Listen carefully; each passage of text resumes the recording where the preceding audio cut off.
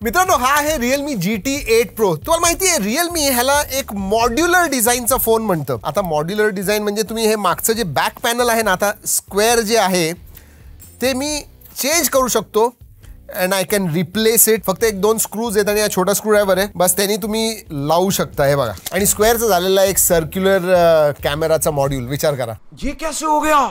पण फक्त डिझाईन किंवा लुक्स मध्ये चेंज करता येतं. बाकी काही तुम्हाला मॉड्युलर नाही आहे याच्यामध्ये, बाकी काही चेंज करू शकत नाही.